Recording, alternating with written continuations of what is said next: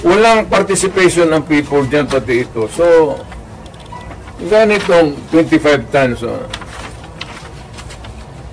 Alam ba ng military yan?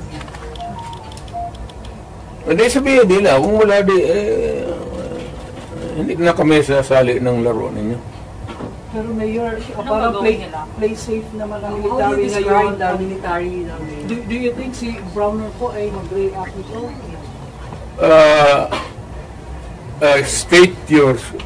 Can you restate your statement? Can you expect that Browner will react?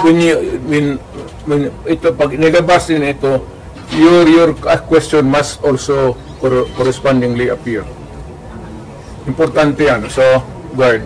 Kasi may statement siya, dapat nagkatisan, dapat parang stay put lang yung military. Wala naman siyang sinabi, no? In fact, si Inday nga nagsabi na tulog-tulugan yung Chief of Staff.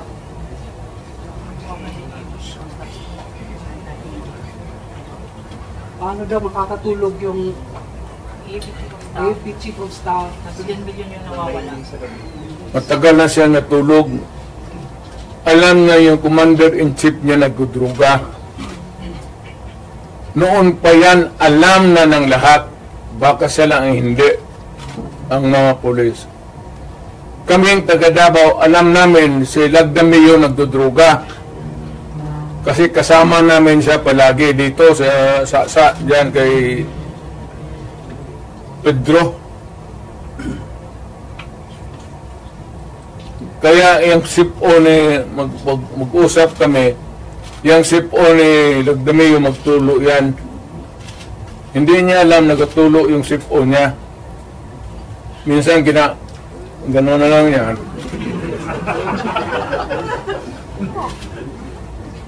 Alam ni Marcos na si Lagdamio durugista. Alam ni Lagdamio na durugista. Magkasama yan sila sa hit-hitan.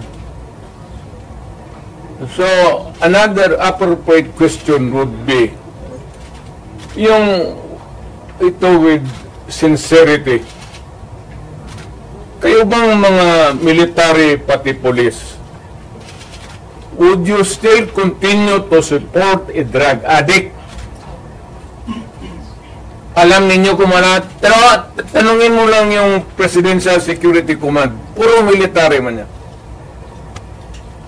You did not go far. Yang mga tao ninyo sa military. Hanggang kailan kayo